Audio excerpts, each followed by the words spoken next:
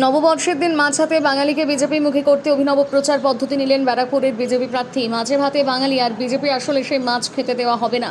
বাঙালিকে তৃণমূলের এই প্রচারকে মিথ্যে প্রমাণ করতে ব্যারাকপুর বিজেপি প্রার্থী কৌস্তব বাগচি নববর্ষের দিন কাস্তে হাতুড়ি রিটেক নববর্ষের দিন হাতে আস্ত মাছ নিয়ে ধুতি পাঞ্জাবি পরে নেমে পড়লেন ভোটের প্রচারে।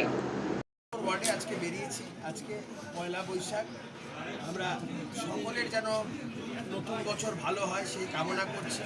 সবাইকে পয়লা বৈশাখের শুভেচ্ছা জানাচ্ছি।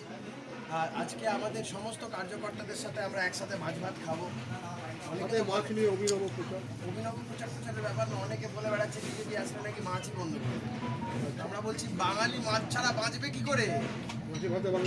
মাছে ভাতে বাঙালি থাকবে, বাঙালি মাছে ভাতে আর থাকবে বিজেপির সাথে। এটা পয়লা বৈশাখে বাঙালিরাই বলছে যে থাকবে বাঙালি মাছে ভাতে আর থাকবে বিজেপির সাথে। সেই জন্য একদম হাতে আর এ মাছ রান্না। আজকে আমাদের বিধানসভা কার্যালয়ে তো আমরা সমস্ত কার্যকর্তারা যারা আছি সবাই মাছের ঝোল ভাত খাবো। বাঙালি মাছ ছাড়া চলবে না, বাঙালিদের মাছ ছাড়া চলে না, বাঙালিদের মাছ ছাড়া চলতে পারে না। প্রচারে আপনি প্রার্থী হাতে মাছ দিয়ে বেরিয়েছেন, কি বলছে? মাছ তো প্রচন্ড শুভ, আমরা একটা আমাদের তো একটা শুভ কাজের মধ্যে আমরা আছি। মাছ অত্যন্ত শুভ, তো সেই জায়গায় সবাই সবার সাথে আমি শুভেচ্ছা বিনিময় করছি, কুশল বিনিময় করছি।